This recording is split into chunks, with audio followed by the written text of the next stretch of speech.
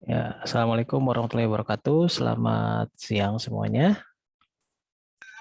Waalaikumsalam. Waalaikumsalam warahmatullahi wabarakatuh. Aduh, ya. Semangat sekali ya, teriak-teriak. Terima kasih. Ya, kita mulai ke pertemuan selanjutnya. Itu bahasanya adalah multimedia dan pemrograman ya. Saya share screen dulu sebentar.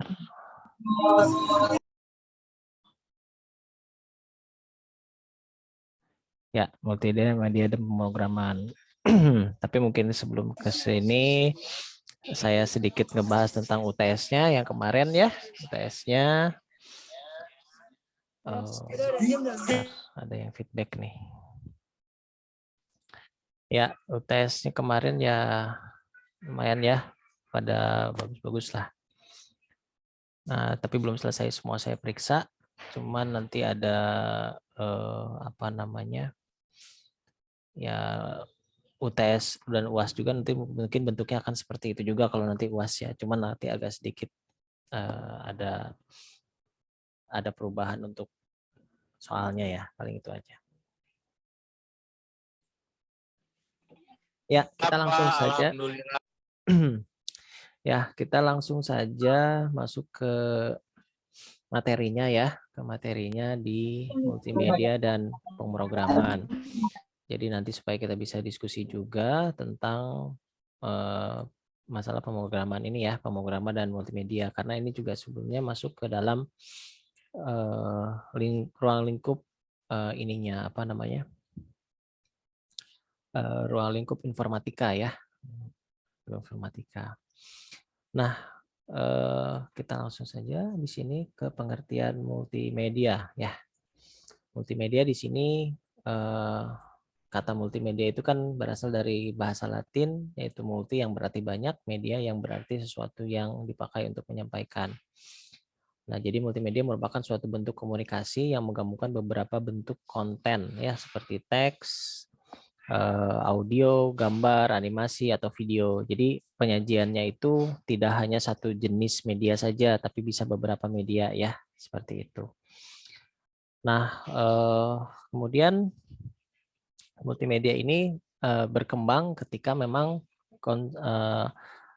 teknologi komunikasi itu sudah memungkinkan untuk melakukan hal ini. Jadi fase di mana multimedia itu ada ketika apa namanya, di mana si media yang digunakan untuk menggunakan komunikasi ini sudah mendukung ya. Nah, kalau misalnya kita lihat di zaman-zaman dulu sebelum adanya televisi itu kan lebih ke radio saja, ke suara gitu ya. Terus animasi sekarang dulu mungkin belum ada gitu, masih sederhana. Ketika ada televisi baru mulai ada animasi-animasi seperti kartun seperti itu. Tapi kalau sekarang sudah sangat advance ya, tergantung dari apa namanya, alat yang digunakan gitu atau teknologi informasi yang digunakan. Kemudian pengertian multimedia lagi di sini juga pada awalnya kan ya tadi yang saya bilang dia hanya berupa gambar diam gitu ya, atau teks atau hanya video saja atau hanya suara saja. Lalu sekarang sudah mulai ke gambar yang bergerak, animasi ya, terus bahkan ke bentuk-bentuk film 3D seperti sense realistisnya bisa lebih terasa ya, seperti itu untuk sistem multimedia. Lalu di sini ada multimedia linier dan multimedia interaktif ya. Nah, multimedia linier ini adalah multimedia yang berjalan secara lurus, artinya berjalan tanpa kontrol dari si penggunanya atau merupakan jenis yang paling umum ya. Jadi dia satu arah, jadi tidak ada interaksi lah, tidak ada interaksi antara si penggunanya. Nah, multimedia ini ya seperti yang kita ketahui seperti televisi, film ya, terus atau electronic book atau musik itu jadi linear, jadi hanya menerima saja, tidak ada interaksi. Nah, kemudian ada multimedia yang interaktif ya, berarti ini ada interaksi antara si apa yang menerima atau yang sedang melihat multimedia tersebut. Ya, interaksinya bisa berupa alat-alat bantunya menggunakan komputer, mouse, keyboard, atau VR ya, virtual reality, gamepad misalnya untuk ke gaming ya, itu juga salah satu multimedia interaktif gitu. Nah, sehingga penggunanya bisa berinteraksi dengan media yang sedang dihadapi. Nah, contohnya multimedia interaktif adalah seperti ini ya, aplikasi game, CD interaktif, terus aplikasi program, virtual reality gitu dan lain-lain. Seperti itu. Lalu masuk ke kategorinya ya, kategorinya. Kategori dari multimedia ada multimedia tentang komunikasi ya. Jadi si komunikasi di sini kontennya isinya tentang sebuah informasi yang menghubungkan komunikasi antar penggunanya gitu. Jadi media multimedia telekomunikasi ini merupakan penggunaan media yang berfungsi mempublikasikan informasi. Nah, media yang digunakan kategori ini adalah seperti TV, radio, film ya. Untuk game juga sebetulnya masih media komunikasi. Tapi itu lebih ke interaktif yang lain lah. Terus musik ya, entertainment, tutorial, internet, dan media cetak itu kategorinya untuk komunikasi. Lalu kategorinya untuk yang content production. Nah, si content production itu yang berfokus kepada pengisian sebuah konten ya atau isi dari sebuah media. Media di sini adalah bisa media komunikasi atau media informasi.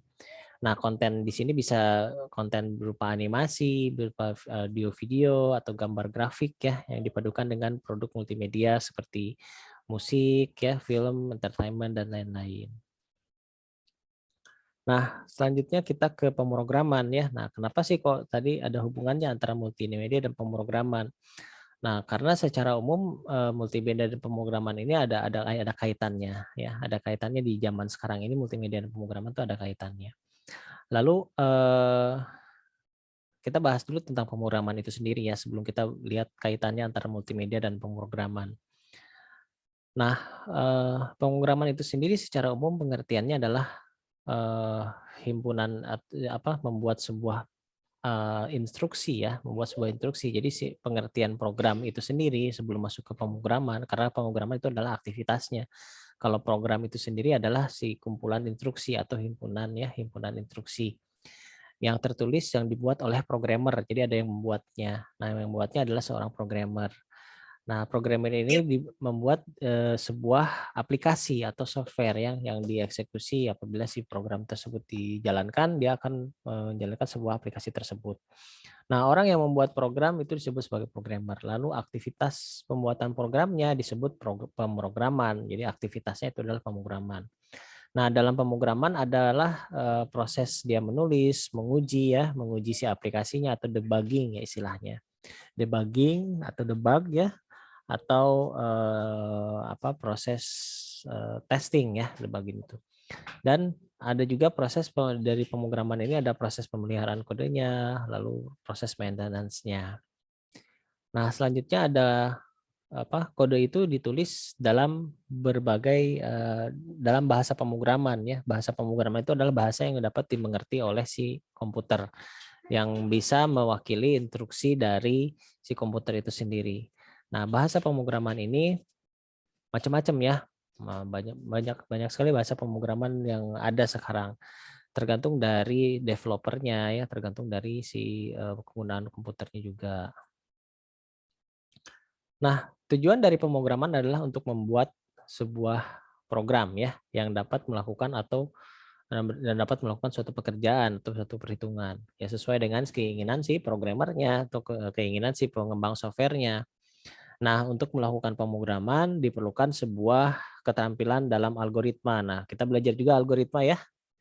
Kita belajar juga algoritma. Jadi untuk bisa pemrograman ya algoritmanya juga harus jalan gitu ya. Kalau algoritmanya tidak berjalan, mungkin pemrogramannya juga tidak berjalan. Nah, di sini juga selain algoritma diperlukan juga pengetahuan seperti logika ya, pembelajaran tentang logika, logika matematika. Itu kalau di pemrograman itu diperlukan. Nah, ada juga yang bilang pemrograman itu adalah sebuah seni dalam menggunakan suatu algoritma yang saling berhubungan dan menggunakan satu bahasa pemrograman tertentu sehingga menjadi suatu program komputer atau bahasa pemrograman yang berbeda mendukung gaya pemrograman yang beda pula.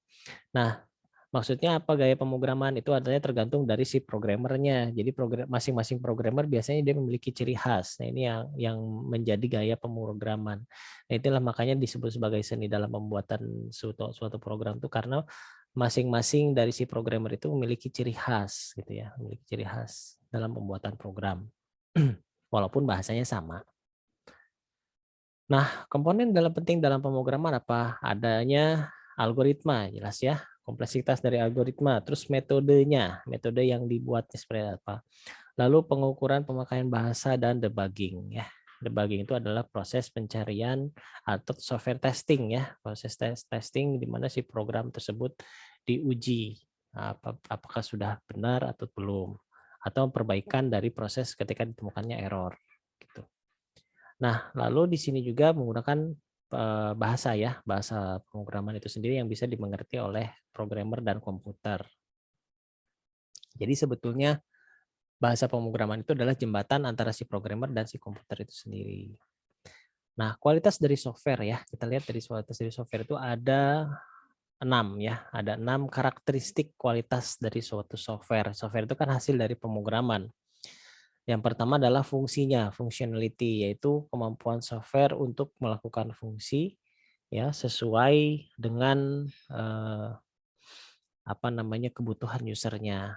Lalu ada reliability. Reliability adalah kemampuan software untuk dapat bekerja dengan baik pada lingkungan tertentu. Jadi bisa diandalkan ya. Bisa diandalkan seperti itu. Kemudian ada usability. Usability adalah kegunaan ya. Kegunaan. Nah, kemampuan berhubungan dengan penggunaan perangkat lunak oleh usernya. Jadi dari sisi usernya. Lalu ada juga efisiensi ya. Nah, efisiensi itu adalah sebentar. Nggak keluar ini.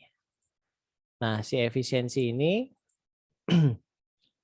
kemampuan yang berhubungan dengan efisiensi penggunaan hardware. Jadi efisiensi dari penggunaan hardware dari ketika si software itu dijalankan.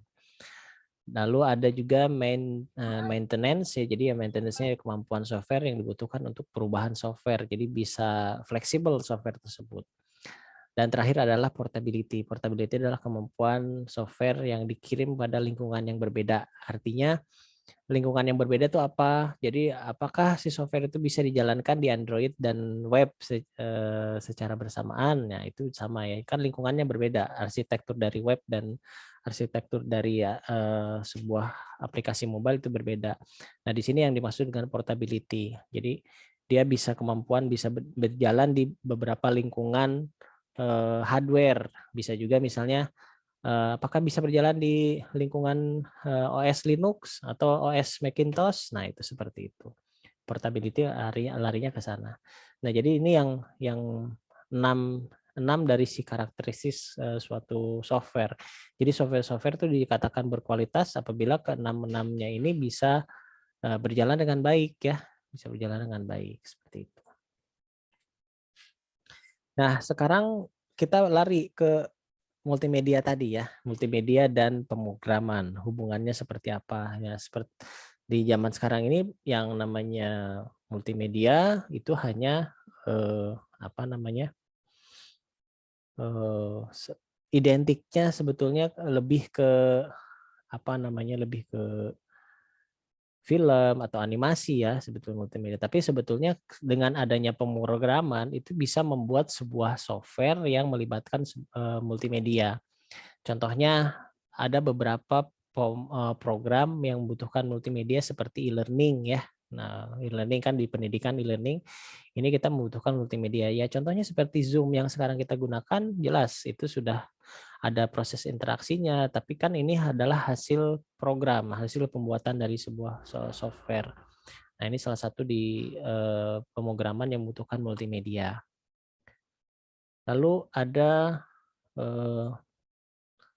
di kesehatan ya, bidang yang membutuhkan multimedia dan pemrograman ya ini seperti aplikasi USG ya. Nah, USG ini kan dia bisa menampilkan citra image di komputer ya. Nah, tentunya juga tidak terlepas dari proses pemrograman itu sendiri bagaimana si hardware tersebut bisa membaca sinyal yang dikirimkan dari si alat USG tersebut. Gitu. Nah, lalu ada e-commerce, jelas e-commerce sangat sangat membutuhkan multimedia ketika si produknya di apa namanya, dilihat ya, program itu produk itu bisa dilihat oleh si calon pembelinya. Ya kalau mau menarik ya berarti harus, bagus ya tampilannya gitu, kalau tidak ya mungkin jadi kurang menarik ya nanti eee, maksudnya berpengaruh ke proses, penjualannya, seperti itu. Lalu kita lihat lagi di pemerintahan. Nah, di pemerintahan ada bidang yang membutuhkan multimedia dan pemrograman secara bersamaan ya seperti e-government. Nah, e-government ini berhubungan dengan servis pemerintahan.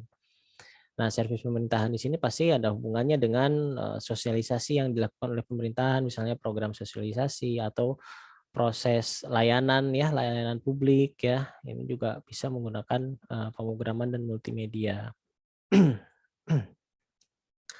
Nah, lalu ada lagi bidang yang membutuhkan multimedia pemrograman adalah di bidang ilustrasi. Di ilustrasi di sinilah mulai masuk ke animasi yang mungkin, selama ini kita dengar ya, di animasi di sini bisa animasi 3D atau animasi 2 dimensi. Nah, ini kan contoh beberapa animasi 3D ya, ini juga membutuhkan pemrograman untuk supaya dia bisa berjalan seperti ini. Ini juga sama, ini animasi 3D dan ini juga animasi 2D, tapi ini juga membutuhkan pemrograman. Nah, mungkin bahasa pemrogramannya berbeda. Lalu ada lagi bidang yang membutuhkan multimedia dan pemrograman seperti broadcasting ya, siaran televisi. Nah, siaran televisi juga sebetulnya di belakangnya sudah menggunakan pemrograman. Seperti ini, orang yang di belakang ini kan sebetulnya blue screen ya, ini tuh blue screen atau green screen. Nah, belakangnya bisa diganti latar belakangnya. Nah, seperti terus untuk mengatur ini kan apa seperti apa informasi yang ada di sini ya, itu kan oleh program dibuatnya. Terus ada berita yang berjalan ya, running text ini juga sama itu menggunakan program. Jadi tidak hanya si pemrograman dan multimedia itu ada di satu bidang, tapi sekarang sebetulnya sudah hampir di semua bidang aplikasi multimedia dan pemrograman itu sudah bersamaan gitu ya, tidak berjalan sendiri-sendiri. Lalu ada aplikasi yang membutuhkan multimedia tentunya ya di bidang entertainment, di bidang film. Film dan games itu entertainment, ini sudah pasti ada programnya.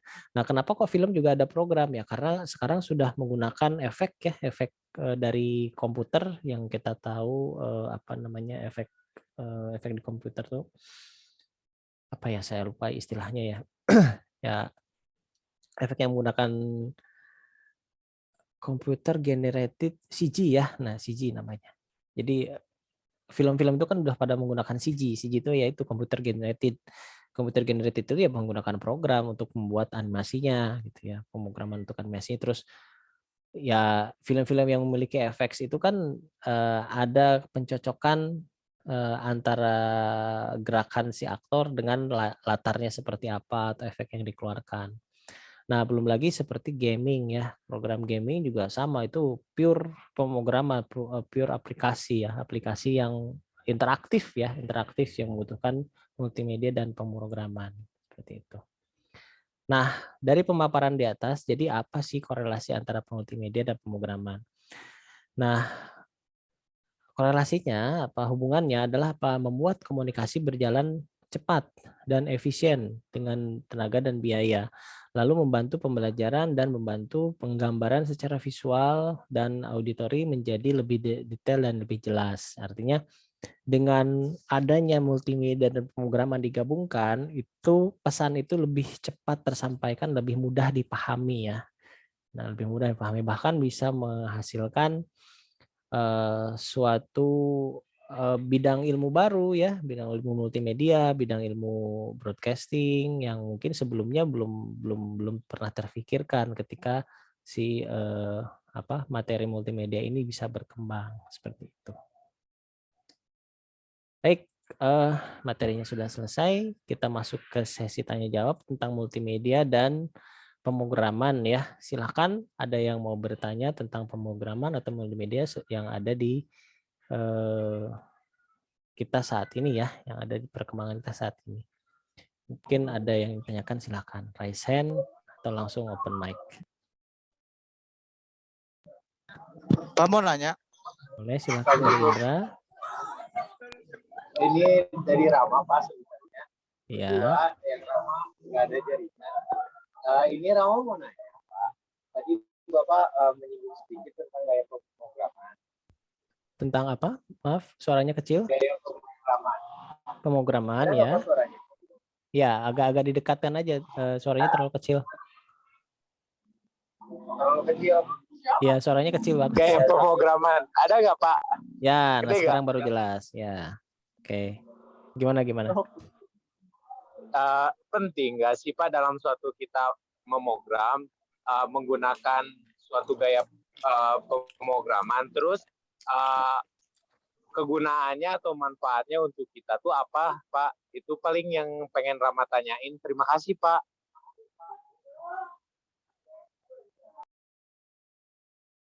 Oke, tentang gaya pemrograman ya. Ya, saya tampung dulu ya untuk dari Rama. Dari Ilham mungkin, silakan. Pak mau nanya. Izin bertanya. Boleh. Siapa dulu nih? Ya, yang raise hand Ilham. Nah, Ilham dulu coba. Pak, tadi kan ada kata debugging. Debugging itu kayak beta test lagi bukan, Pak? Iya, mirip seperti itu udah masuk ke software testing. Jadi debugging itu cara mencari kesalahan, cara mengatasi masalah. Jadi ketika ditemukan, beta testing itu kan cara menemukannya. Nah, debugging itu cara mengatasinya. Seperti Baik, itu. Pak. Terima kasih. Terus tadi yang gimana, Satria? Pak mau nanya. Ya, boleh, silakan. Programmer pertama siapa ya Pak?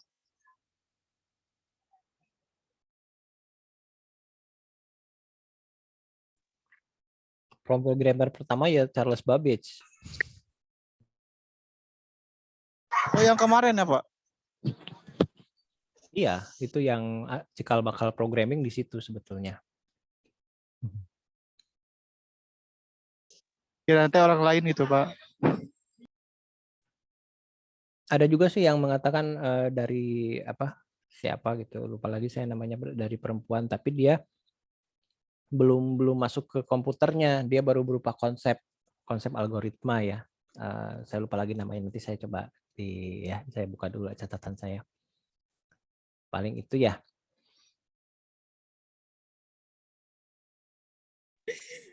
Yang lain, Zidan silakan. Oh, Pak, sekarang ini kan baru ada berita di GitHub tuh ada AI yang sudah bisa memprogram, Pak. Jadi si AI, nah, Saya Rijan mau bertanya Pak. dulu aja. Nah, jadi kalau kita sebagai misalnya mau jadi programmer, nah, apa kita ini Pak bisa kehilangan pekerjaan itu gimana Pak? Soalnya jadi suatu saingan gitu Pak. Oh iya. Antara manusia itu, ya gimana caranya Pak? Ya. Respon kita terhadap perkembangan itu Pak. Ya. AI tersebut. Oke ya, saya tampung dulu ya, ini panjang nih penjelasannya.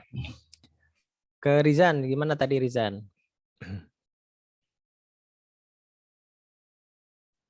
Oke, Rizan tadi katanya mau bertanya, silahkan.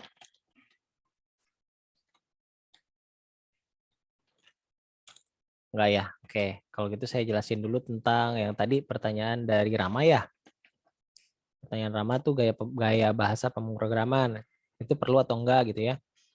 Sebetulnya gaya bahasa pemrograman itu keluar dari cara si programmer dia menulis gitu ya. Cara si programmer dia menulis si program.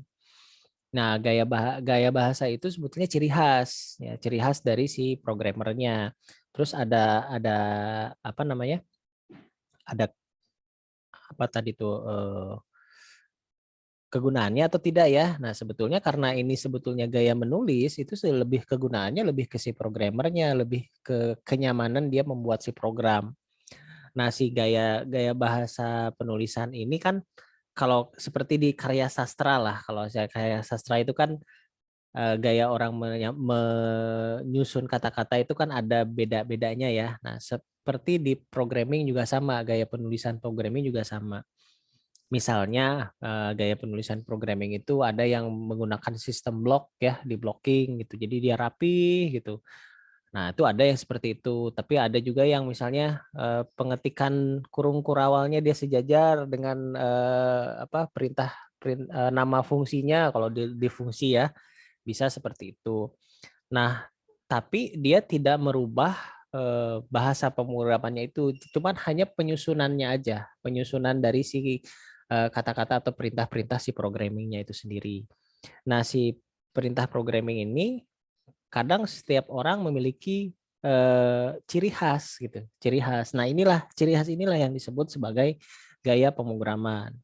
Nah, ada yang mirip ya, ada yang memang benar-benar beda ciri khasnya. Nah, kegunaannya sebetulnya lebih ke si programmernya, si penggunanya ya, dan itu bisa menjadi ciri khas dia ketika dia membuat sebuah program. Jadi arahnya ke sana ya untuk gaya pemrograman gitu. Dan itu bukan sebuah aturan gitu ya, karena itu hanya sebetulnya hanya sebuah ciri saja gitu ya, sebuah ciri bahwa oh ini bentuknya seperti ini, seperti itu ya untuk bahasa pemrograman. Untuk gaya ya, gaya bahasa pemrograman. Berarti Pak, selain itu bisa nggak sih Pak biar menghindari dari kopas Pak? Soalnya kan kalau misalkan gaya pemrograman itu ada ciri khas kata Bapak tadi. Iya, Kalau betul. misalkan di kopas gitu, meren pasti kelihatan meren ya Pak, mana Iya, yang otentik, mana yang kopas. betul. Betul sekali. Oh iya. Itu salah satunya kan Siap-siap itu. Pak, terima kasih banyak Pak. Betul. Makanya kan tadi kegunaannya lebih ke si programmernya ya, si programmernya. Jadi bisa mengidentifikasi, oh ini sih hasil ketikan saya gitu ya. Nah, bisa seperti itu. Atau ini algoritma saya gitu. Nah, itu bisa. Bisa seperti itu untuk mengidentifikasi ini milik siapa. Seperti itu. Oke. Kita lanjut ke tadi pertanyaan selanjutnya dari Satria ya tentang AI yang udah bisa ngeprogram. Nah, ini jadi jadi isu AI lagi kan ya. Jadi isu AI lagi karena sekarang pembahasannya arahnya sudah ke industri 5.0 lagi ya, udah mulai masuk ke industri 5.0. Kita 4.0 aja belum, sekarang udah 5.0. Nah, 5.0 itu adalah ciri khasnya adalah AI ya, artificial intelligence. Apakah bisa digantikan dengan robot gitu ya, dengan robot ketika si programmer itu sudah mulai ada yang program. Nah, ini jadi kekhawatiran juga sih ya, bisa saja gitu. Cuman ada di salah satu fase di mana memang si programming dari robot itu tidak bisa menggantikan manusia.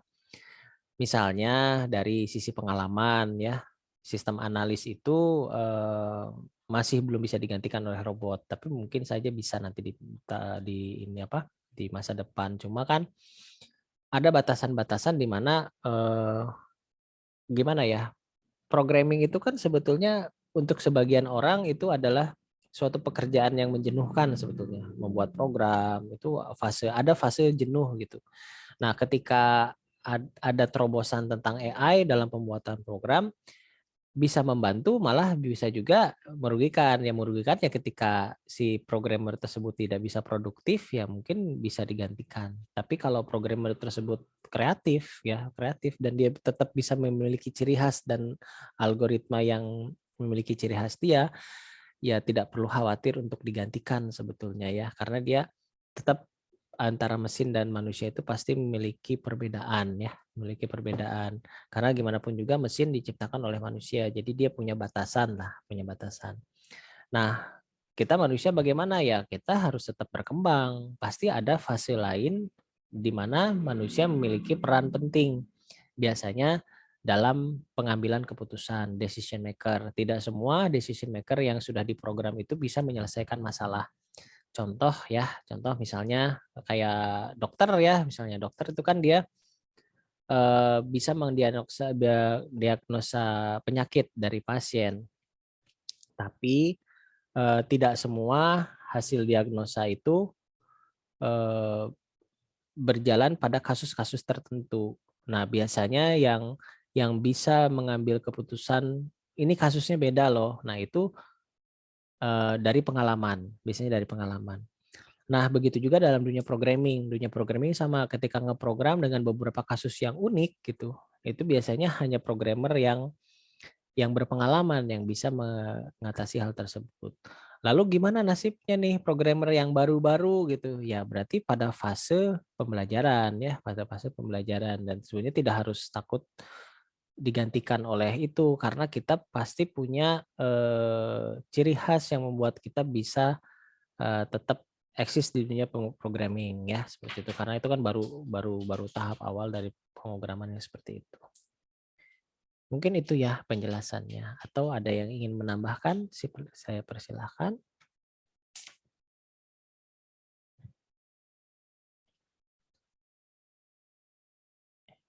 Ya, seperti itu ya Satria ya.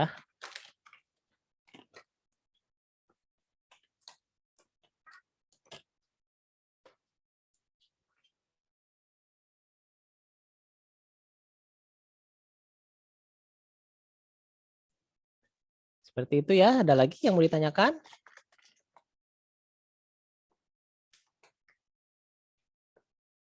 Wah, jadi sepi nih. Enggak ini Pak, bahas sedikit aja Pak, yang berita sekarang tuh tentang metaverse Pak, yang Bapak tahu itu Pak. Metaverse ya, oke seru tuh.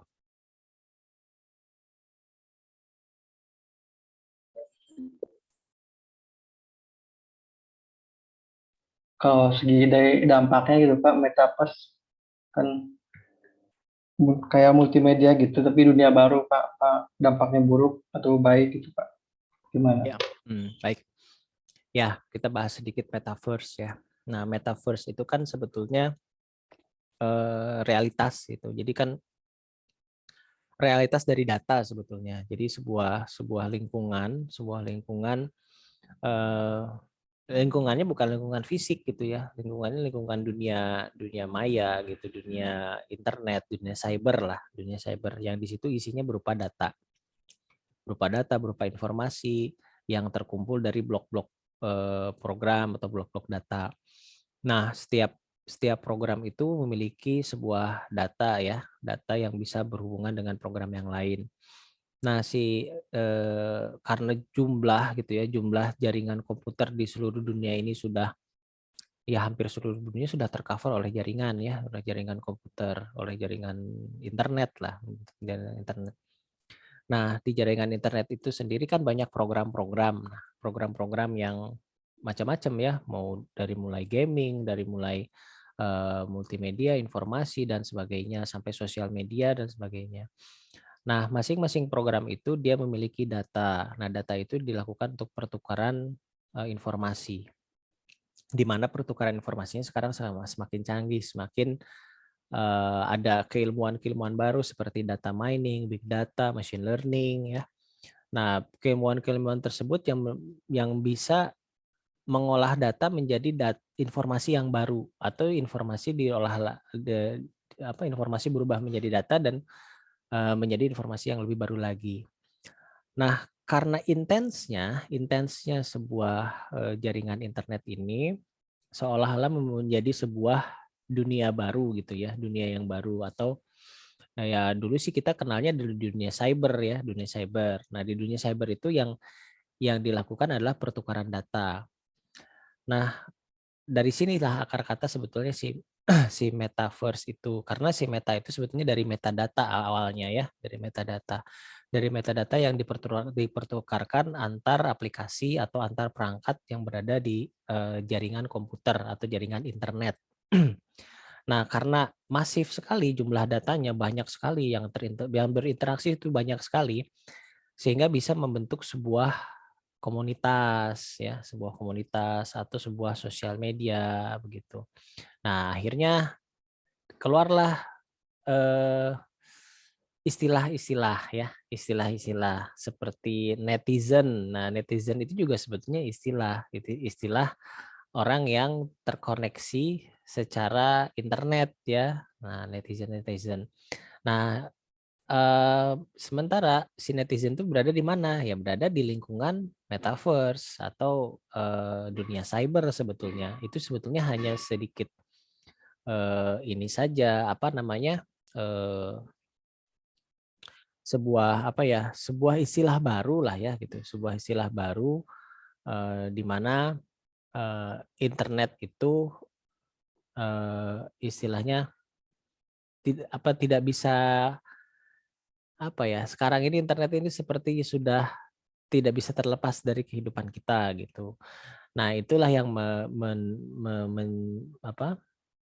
mencikal bakalkan si kata-kata si metaverse itu sendiri gitu. Tapi sini kan ruang lingkupnya masih berada di bumi ini ya, masih berada di sini gitu, masih berada di dunia ini gitulah, di bumi ini gitu ya. Mungkin beda lagi kalau misalnya kita sudah berbicara antar ini gitu ya, antar istilahnya antar planet lah kalau misalnya sudah terjadi itu beda lagi sih metaverse-nya seperti itu. Nah mungkin seperti itu ya tentang metaverse. Jadi cikal bakalnya kok ada kata-kata metaverse, ya itu sebetulnya dari dunia cyber, sebetulnya dunia cyber yang ada gitu. Jadi hanya perubahan istilah sih sebetulnya. Yang awalnya tuh sebetulnya ya dunia cyber awalnya, tapi karena lebih apa ya kata-katanya biar lebih istilahnya ada istilah baru nih metaverse, padahal sih itu aja sebetulnya dunia cyber juga gitu, dunia internet gitu, dunia internet yang berhubungan dengan metadata keseluruhan. Terus nanti berinteraksinya ya dengan kehidupan manusia yang ada gitu. Nah, si data-data itu, si metadata tersebut bagaimana dia mempengaruhi kehidupan si manusia itu sendiri, seperti itu. Mungkin itu ya tentang metaverse. Nah, karena kan lagi terkenal ya sekarang tuh pembahasan tentang multiverse gitu ya. Nah, jadi dihubung-hubungkan gitu ya, dihubung-hubungkan dengan yang ada begitu. Ya, Mau nanya lagi saya Pak. silakan. Kan kalau tadi untuk pengumpulan data tuh ke internet gitu ya Pak. Ya. Nah, ada istilahnya cloud hosting Pak. Cloud hosting itu apa sih Pak? Apa istilahnya? Kurang jelas? Cloud hosting di Cloud pemrograman. hosting. Iya. Iya, cloud hosting. Cloud hosting ya. Jadi cloud hosting itu nanti sebetulnya ada bahasan khusus tentang cloud computing nanti ya di beberapa pertemuan selanjutnya ada, tapi nggak apa-apa nanti saya singgung saja. Cloud hosting itu jadi penggunaan hardware ya, hardware di tempat lain.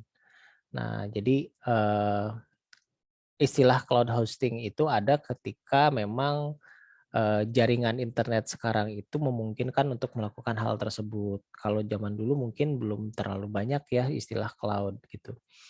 Nah, apa sih itu? Jadi itu semacam saya misalnya punya server ya, punya server. Server saya memiliki kapasitas yang tinggi. Misalnya saya bisa menyimpan data sebanyak 200 terabyte misalnya gitu ya. Nah, lalu saya bisa sewakan, misalnya saya sewakan sebesar 1 tera, silahkan yang mau sewa silahkan. Nah lalu saya buka webnya, buka websitenya, lalu dipasarkan di sana. Nah ada orang yang mau menggunakan, nah, dengan teknologi cloud itu orang bisa menggunakan hard disk yang saya miliki yang sebesar 200 tera tersebut, tapi hanya menggunakan misalnya 1 tera, misalnya kayak begitu.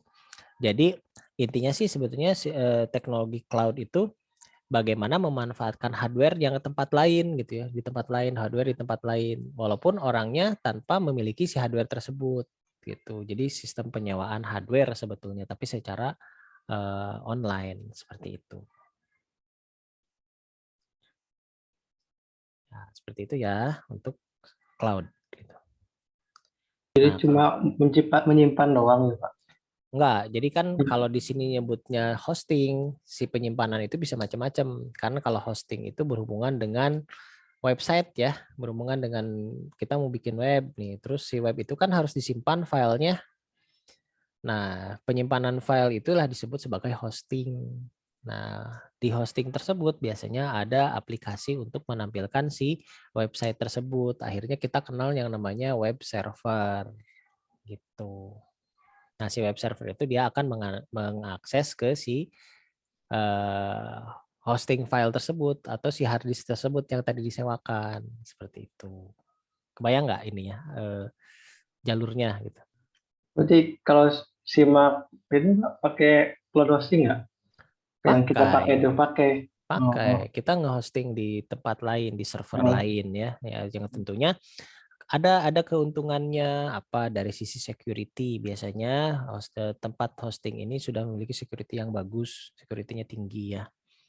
Nah, itu salah satunya. Terus kedua, kita bebas maintenance. Jadi kita tidak harus menjaga si hardware-nya gitu. Jadi kita cukup mempersiapkan si software-nya, ya kan ya. Kita siapkan software-nya, taruh software-nya di running, bisa diakses di semua tempat. Tanpa kita harus memikirkan maintenance dari si hardware-nya, terus apa namanya, apalagi ya, si software untuk menampilkannya, si web servernya atau security-nya. Nah, itu sudah ditanggung oleh si penyedia cloud hosting-nya. Seperti itu. Oke, ada lagi yang mau ditanyakan?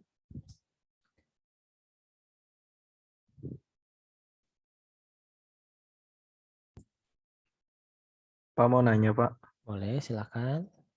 ini gak tahu ini out atau enggak. Itu kalau misalnya konsepnya hologram, konsepnya kita bisa interaksi sama hologram itu gimana Pak? Ya, hologram ya. Nah, berarti kan kita harus bahas dulu hologramnya seperti apa. Nah, pada dasarnya hologram itu kan sebetulnya sebuah cahaya yang dipantulkan ya. Sebuah cahaya yang dipantulkan. Nah, si pantulan cahaya itu bisa terlihat gitu, bisa terlihat. Nah, hologram yang ada saat ini itu baru dipantulkan di sebuah kaca gitu ya. Jadi si medianya hanya kaca gitu. Jadi belum bisa ditemukan si cahaya nabrak cahaya gitu. Jadi bisa membentuk sebuah objek seperti di film-film gitu ya, kayak hologramnya kayak nyata kayak gitu. Sekarang kayaknya belum gitu. Masih harus butuh media gitu, media untuk memantulkan si sinarnya tersebut. Sementara kan kalau yang seperti di film itu dia sinarnya sudah bisa membentuk gitu ya, sudah membentuk objek gitu, sudah bisa membentuk objek. Nah, teknologi itunya dulu yang harus ditemukan gitu. Kalau sekarang kan hanya baru sampai ke apa? Istilahnya tuh baru mimpi lah ya, baru mimpi untuk bisa menghasilkan seperti itu baru berupa film. Nah, kalau si teknologi yang sekarang itu yang hologram yang sekarang ya dia tetap membutuhkan media pantul gitu, si media pantul. Media pantulnya bisa air ya kan, bisa asap gitu ya, atau bisa juga berupa gerakan kinetik ya. Jadi kayak baling-baling gitu ya, kayak misalnya baling-baling atau dinamo terus dia mengeluarkan cahaya yang diprogram jadi kelihatan kayak bentuknya 3D padahal itu dari gerakan. Itu bisa kayak gitu. Jadi beberapa pilihan untuk membuat hologram saat ini. Tapi yang pure dia nembak gitu dari cahaya ke cahaya terus dia menciptakan sebuah objek, nah itu kayaknya belum ada gitu. Belum ada, teknologinya belum ditemukan lah. Nah, terus bagaimana interaksinya ya? Itu dulu ya, itu dulu ditemukan. Kalau memang itu sudah ditemukan, sudah bisa cahaya nabrak cahaya menghasilkan objek. Nah, baru kita berbicara tentang interaksi. Nah, interaksinya sama kalau kita lihat sama seperti proses video call ya. Proses video call. Kalau video call kan awalnya sebelum ke video call gitu ya, sebelum ke video call interaksinya kan hanya berupa suara saja kan. Nah, dari suara interaksi terus ada gambar ya. Nah, gambar yang dikirimkan berupa pengiriman gambar.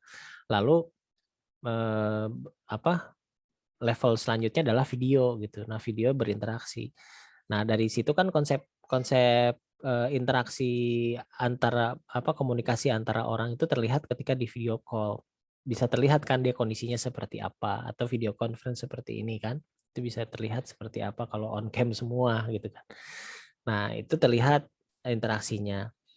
Lalu kalau hologram ya hologram hanya menggantikan si medianya tersebut yang tadinya bentuk videonya berupa menggunakan televisi gitu ya, atau menggunakan layar gitu. Nah kalau hologram ya menggunakan alat yang dipantulkan yang bisa menggenerate si objek tersebut gitu.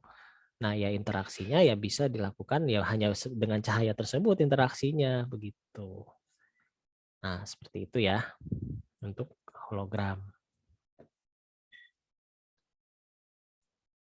Terus Pak yang rilis baru-baru ini yang namanya Getbox itu konsepnya gimana ya Pak? Itu kan mirip kayak hologram gitu kan Pak. Nanti fotonya saya kirim bentar. Getbox atau apa gimana?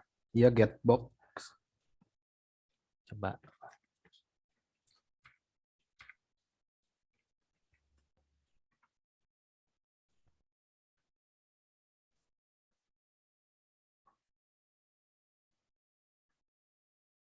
Bentar, saya buka dulu.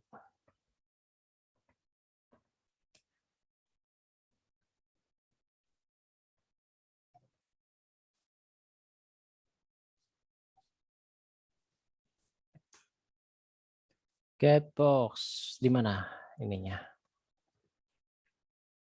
Bentar.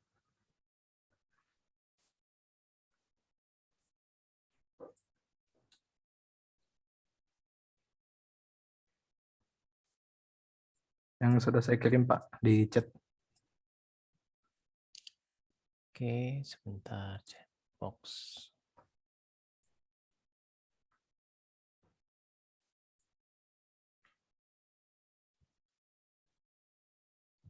Bentar ya, saya lihat.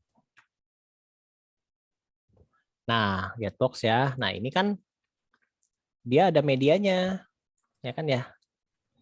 Iya Itu kan Pak. ada media di dalamnya kan yang tertutup kan ya. Nah, itu kan Iya. kaca sebetulnya.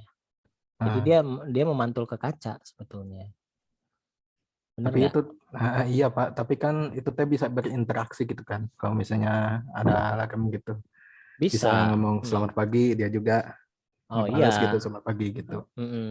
Ya, itu kan sebetulnya tergantung yang interaksinya apa. Kalau si ini kan dari sisi hologramnya aja. Kalau dari sisi hologramnya kan jelas ini masih tertutup, jadi masih dia dimantulkan oleh kaca. Nah, sementara yang ada di dalamnya, interaksi di dalamnya itu tergantung apa? Apakah dia orang atau program. Nah, kalau di sini kan program ya. Jadi seperti robot gitu, seperti robot interaksi antar robot. Ya, itu pemrograman jelas, pemrograman dan multimedia gitu. Jadi bisa menampilkan si pemantulan cahaya tersebut dipantulkan di ininya di kaca yang ada di situ. Terus dia bisa berinteraksi. Ya, interaksinya apa? Berarti ada kamera ya kan ya, ada kamera yang menangkap geraknya kita supaya interaksinya seperti apa, terus ada suara tentunya ya, mikrofon untuk mendengar instruksinya seperti itu. Nah kalau ini kan hanya berdasarkan, maksudnya hanya apa ya, robot lah ya, robot virtual lah istilahnya. Nah sementara kalau yang eh, bisa digunakan dengan komunikasi, si orang yang di dalamnya itu diganti dengan orang kita gitu. Jadi kayak video call. Nah, itu lebih bagus lagi gitu. Seperti itu. Tapi kan tahapan ya, tahapan kan ini namanya juga orang melakukan riset ya, melakukan pengembangan. Nah, coba dibikin yang seperti ini ya. Ini jadi kayak semacam ya komputer tapi dia memiliki istilahnya memiliki bentuk gitu ya, bentuk yang seperti hologram. Seperti itu. Oh gitu ya Pak. Terima Iya. kasih ya Pak. Terima kasih. Oke, sama-sama. Oke, ada lagi yang mau bertanya tentang pemrograman atau tentang multimedia yang digabungkan dengan pemrograman?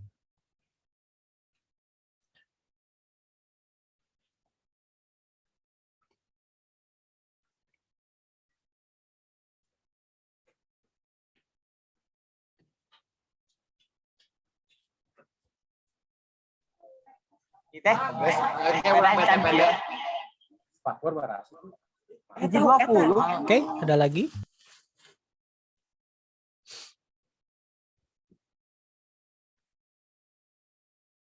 Silahkan, ada lagi yang mau bertanya?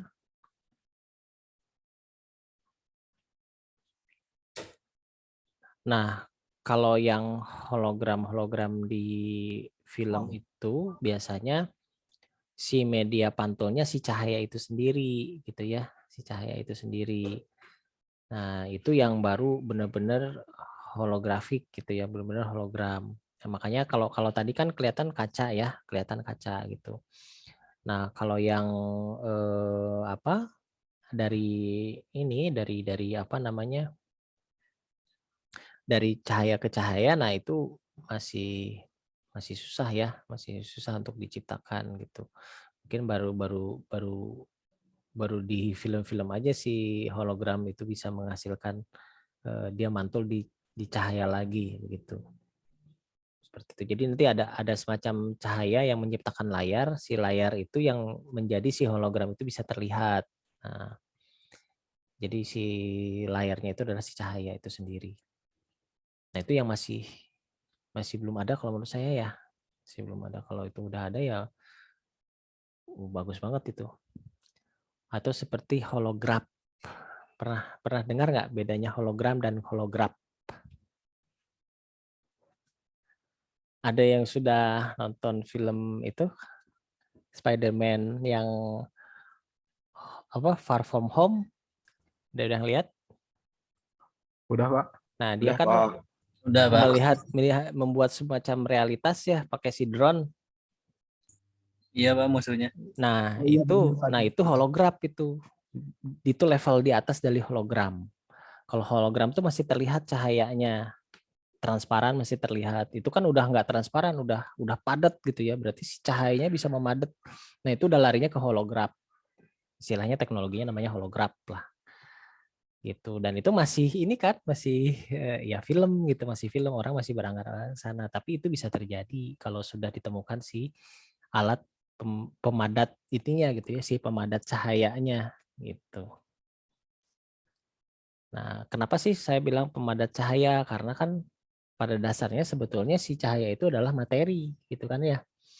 Kenapa cahaya itu materi? Karena dia bisa jadi kalau ketika difokuskan, dipadatkan, dia bisa menjadi kuat, bahkan bisa jadi laser. Laser bisa memotong besi. Nah, itu membuktikan bahwa cahaya itu adalah materi atau partikel gitu. Partikel. Nah, si partikel itu gimana caranya dipadatkan menjadi layar gitu atau menjadi holograf atau hologram. Seperti itu ya. Konsepnya dari situ kan sebetulnya. Jadi ya dunia multimedia ini bisa berkembang sampai sana gitu, bisa berkembang sampai ke hologram itu sendiri itu. Seperti itu.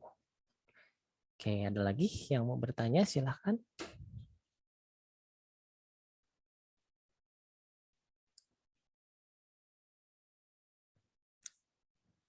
Nah, sebetulnya kayak di film-film science fiction itu ya gambaran masa depan ya, gambaran masa depan gambaran sebuah konsep sebetulnya ya.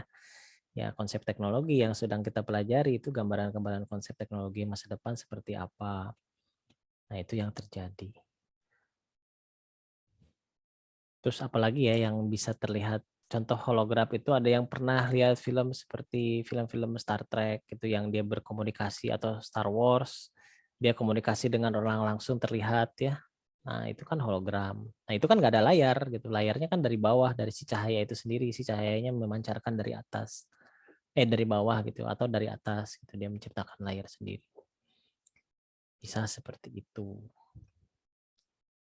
Holografik gitu. Kalau lihat di contoh yang sama kan ini Pak, TV yang OLED gitu Pak, AMOLED gitu. Yang Kan AMOLED. cairan dia kan itu bisa pakai kaca doang Pak TV-nya itu. Ya, nah itu sebetulnya sama itu pasti pakai konsep hologram ya. Cuman karena dia kaca, si kacanya si ininya dipantulkan kan ya. Si cahaya yang TV-nya dipantulkan ke kaca tersebut. Bisa seperti itu. Jadi pengembangan konsep hologram ini masih panjang sebetulnya, masih panjang, masih diperlukan alat-alat bagaimana caranya memadatkan cahaya.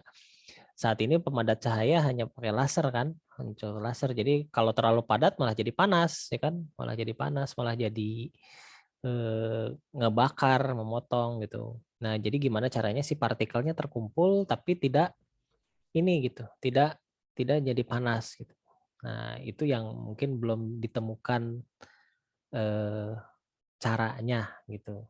Kenapa kok belum ditemukan saya bicara kayak gini ya? Karena sebetulnya ide-idenya sudah terlihat di film-film yang ada gitu. Dan bisa saja ide ini terrealisasi entah berapa tahun ke depan ya gitu.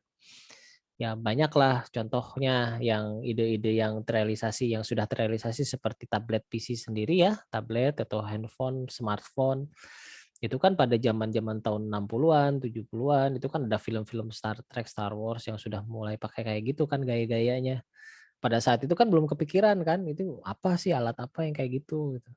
Yang bisa mengontrol ruangan atau apa pakai menggunakan sebuah tablet. Gitu. Pada saat itu belum terfikirkan caranya, tapi sekarang sudah ada, setiap orang udah punya yang seperti itu. Nah sama gitu, konsep hologram masih belum nyampe ke sana. Nanti kalau sudah ada yang bisa menemukan ide tersebut, apa ide si cahaya menjadi layar, nah itu udah jadi itu hologramnya. Seperti itu.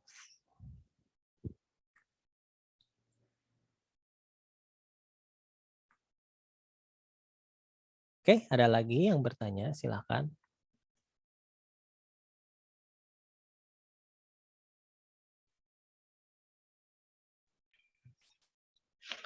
Pak, izin bertanya, Pak. Hmm, Saya dari kelas Malempi, Pak. silakan. Tadi kan udah dipaparkan sangat jelas ya, Pak ya, mengenai Ya. multimedia dan pemrograman. Tadi ada sempat yang tanya tentang GitHub Copilot ya, Pak ya. Tentang apa? Yang GitHub AI Copilot itu, yang Pak. robot. Oh ya, Program AI. tentang GitHub yang Nah, itu betul. mungkin sebelum saya bertanya, mungkin saya sedikit menambahkan ya, Pak ya. Boleh, silakan. Kalau menurut saya tuh teknologi itu tuh menurut saya selama apa ya?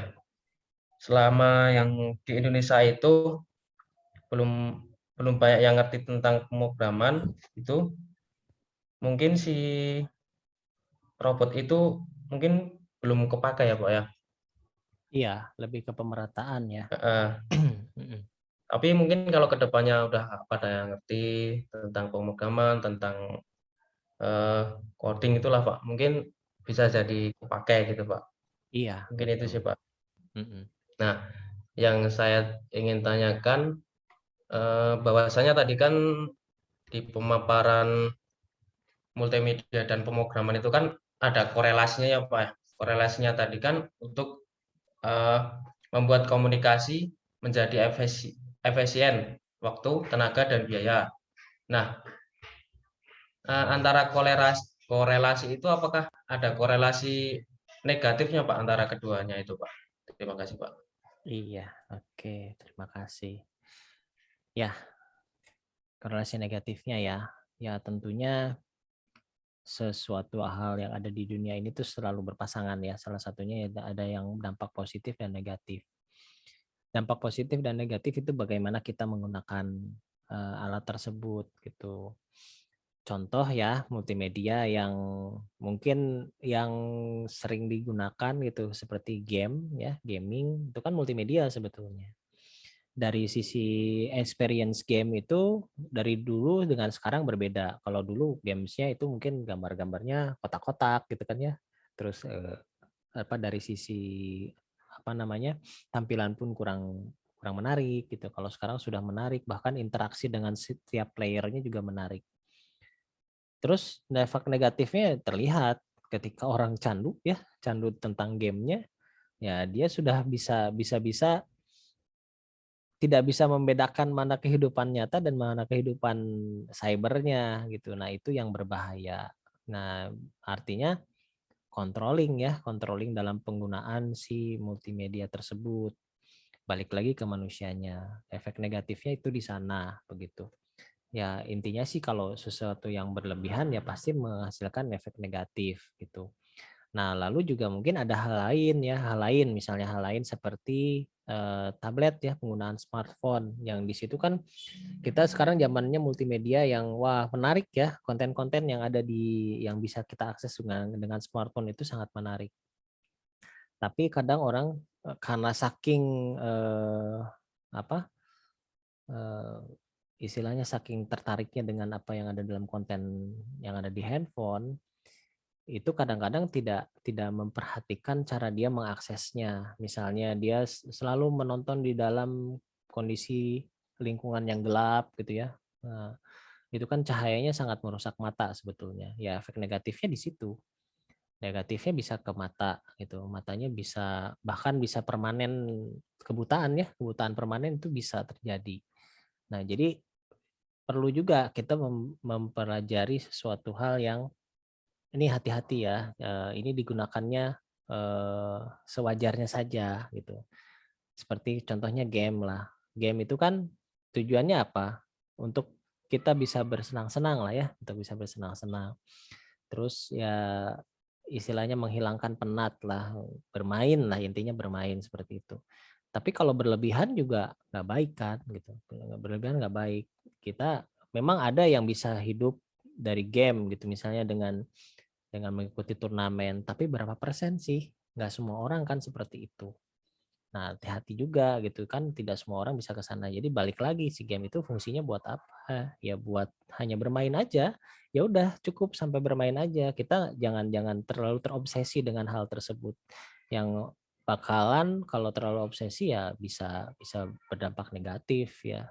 Terutama dengan hubungan sosial yang sebenarnya, hubungan sosial yang ada di kita, di lingkungan kita, kadang-kadang kita jadi malah nggak peduli sama lingkungan karena terlalu asik dengan si dunia yang ada di internet tersebut, dunia cyber tersebut. Nah, itu dampak negatif juga.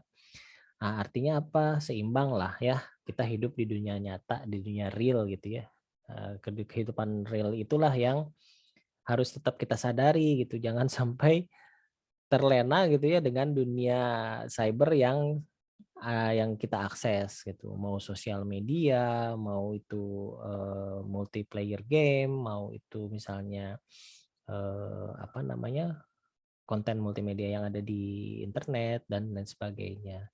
Jadi intinya sih pengendalian dari si kita cara kita mengakses si multimedia itu begitu. Kalau berlebihan ya tentunya pasti dampak negatifnya akan terasa.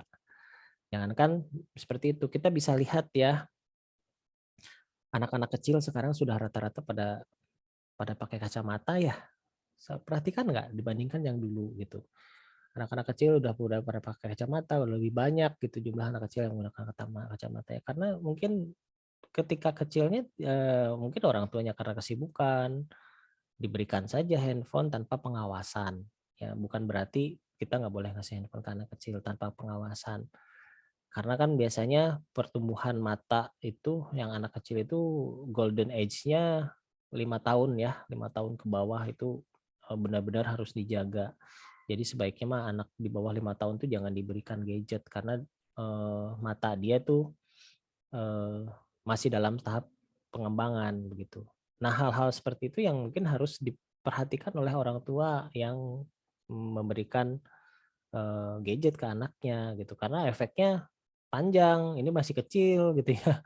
Masih kecil udah dikasih seperti itu. Jadi tetap ya diberikan boleh tapi dibatasi di waktu gitu ya, dikasih waktu atau dalam pengawasan, tidak diberikan begitu saja. Itu salah satu dampak negatif sih sebetulnya yang ada ya, yang timbul gitu. Mungkin seperti itu ya yang bisa dijelaskan. Baik, Pak. Terima kasih, Pak. Oke, sama-sama. Ya intinya seimbang lah ya. Segala sesuatu yang seimbang itu pasti enak ya. Yang seimbang itu. Kalau yang tidak seimbang ya pasti dia nggak enak lah pasti. Seperti itu. Oke, ada lagi yang mau bertanya? Silahkan. Kita masih ada waktu.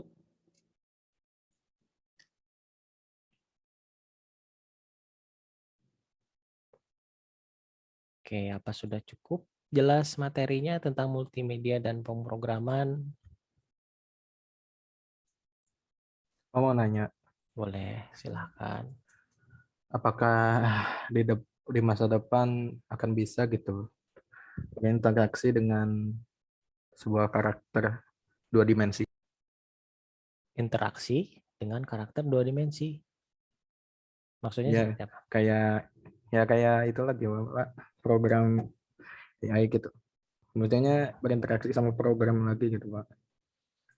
Jadi kayak Ya, karakter 2 dimensi itu kita bisa berinteraksi dengan itu gitu. Maksudnya tuh ya sebetulnya itu sudah terjadi ya, bukan lagi di masa depan. Kita sudah hidup di masa itu sebetulnya. Di masa kita berinteraksi dengan karakter 2 dimensi. Sudah gitu. Contoh kalau di eh, Windows itu kan ada Cortana ya, tahu nggak Cortana? Yang ya Pak. AI-nya Windows. Nah, itu sama. Itu kan dia memiliki bentuk ya, 2 dimensi gitu, bisa. Terus macam-macam ya di Android itu sendiri kan macam-macam tuh, kayak di iPhone ada Siri kan kayak gitu. Itu juga sebetulnya salah satu interaksi dengan karakter 2 dimensi. Tapi sebetulnya di balik itu apa? Di balik itu adalah AI. Aduh, maaf. Artificial intelligence ya. Artificial intelligence yang berada di belakang itu. Bisakah berinteraksi? Sangat bisa gitu. Berinteraksi dalam hal apa? Dalam hal-hal yang berhubungan dengan pertukaran informasi yang sifatnya apa ya, repeat gitu ya, berulang gitu. Repeatnya berulang, dan biasanya itu dipetakan oleh si AI itu sendiri. Itu sangat bisa gitu. Nah, nanti tergantung si database AI-nya, karena AI itu base knowledge namanya ya. Base knowledge itu ya basis dia pembelajaran. Contoh seperti inilah, seperti bayi ya, bayi yang baru lahir itu kan manusia. Ini bayangannya seperti manusia. Manusia itu kan dia belajar dia mulai-mula belajar merasa gitu. Dia akan merasakan, oh ini apa rasanya, seperti apa, atau belajar mulai merangkak gitu ya. Dia belajar merangkak. Proses merangkak itu kan dia mengumpulkan informasi. Oh, merangkak posisi badannya harus seperti ini. Terus dia duduk. Nah, duduk, oh posisi badannya harus seperti ini. Kalau kayak gini nanti dia jatuh. Kalau nggak seimbang kayak gini. Si badannya belajar. Nah, itu secara tidak sadar sebetulnya manusia tersebut sedang mengumpulkan informasi. Sedang mengumpulkan data-data informasi bagaimana cara dia berjalan gitu ya. Nanti ketika sudah duduk, sudah bisa merangkak, langsung berjalan, langsung berlari. Nah, akan ada proses di mana menerima informasi, oh kalau bentuknya badannya seperti ini harus seperti apa condongnya. Nah, informasi tersebut kan diserap. Nah, AI itu dasarnya seperti itu, ininya apa cikal bakal idenya tuh seperti itu. Jadi bagaimana si base knowledge itu bisa mendidik si AI-nya menjadi lebih pintar dari sebelumnya. Karena AI yang sekarang dengan AI yang sebelumnya kan beda. Karena fase-fase AI itu kan sebetulnya di industri 4.3 kan ya. 3.0 ya, 3.0, di mana ada otomatisasi. Masih berupa otomatis tapi belum pintar gitu. Tapi sudah ada di situ. Jadi bisa menciptakan mesin-mesin otomatis. Itu kan fase ketiga. Nah, sekarang mau masuk ke fase kelima nih. Fase kelima di mana AI. AI-nya berarti AI yang pintar gitu, AI yang bisa menganalisa gitu, bisa menganalisis. Nah, di sini sebetulnya perbedaan AI sekarang dengan AI dulu begitu. Nah, apakah bisa berinteraksi? Ya bisa sekali gitu. Ya sekarang seperti ini aja apa mesin penjawab telepon. Nah, itu juga kan sebenarnya interaksi ya, interaksi. Kalau interaksi dengan si AI itu sendiri. Kalau misalnya dia base knowledge-nya kurang, misalnya seperti misalnya gini, kita mau tanya tagihan internet gitu ya, atau tagihan IndiHome, misalnya kita nelpon ke salah satu operator telepon. Nah, biasanya yang jawab tuh mesin. Nah, itu kan AI sebetulnya. Tapi ketika base knowledge-nya mentok, misalnya saya ingin melakukan komplain, kan nggak bisa dihadapi oleh AI. Nah, langsung dialihkan ke operator ya, ke manusia itu sendiri gitu. Nah, kalau sekarang sudah buka aplikasi, ada aplikasi Android itu sudah langsung bisa melakukan komplain, tapi nanti ujungnya juga ke manusia juga kan yang melakukan gitu. Tapi ya intinya sih sebetulnya keberadaan AI ini adalah sebagai apa ya, alat sebetulnya, alat membantu si manusia itu dalam memproses pekerjaannya supaya lebih mudah, lebih cepat. Ya kalau dia merugikan ya otomatis tidak digunakan gitu kan ya, merugikan. Atau misalnya dia merugikan orang lain, otomatis ada perlawanan, pasti seperti itu. Ya, intinya semuanya harus seimbang seperti itu. Oke, Pak. Iya, Terima kasih, Pak. baik. Ya, ada lagi yang ingin bertanya?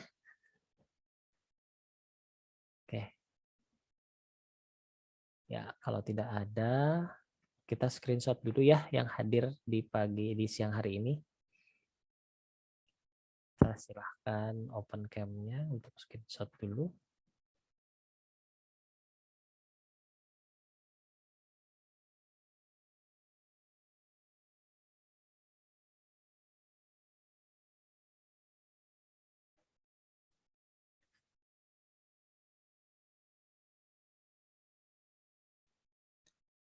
Oke, siap ya?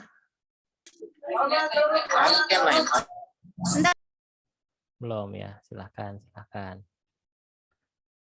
Masih ada yang siap-siap, boleh saya kasih kesempatan dulu.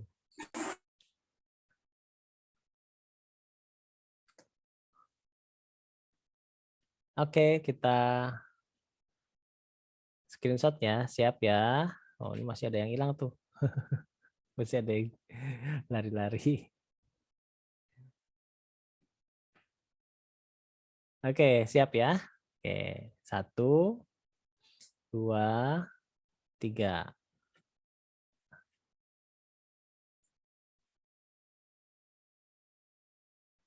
Oke, sebentar ya.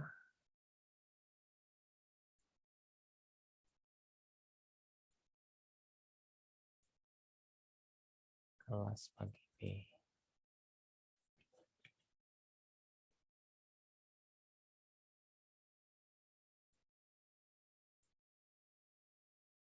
Oke, ke halaman 2-nya.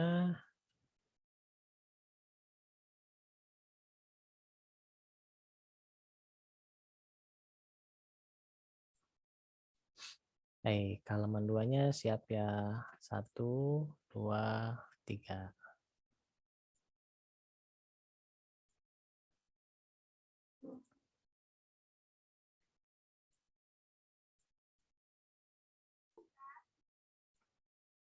Oke.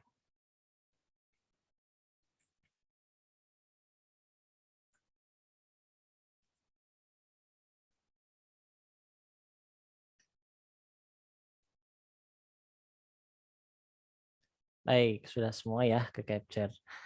Oke, nah kan kalau buka cam-nya biasanya kelihatan ya. Ya, sampai sini ada yang mau ditanyakan, silahkan. Atau sudah dicukupkan saja?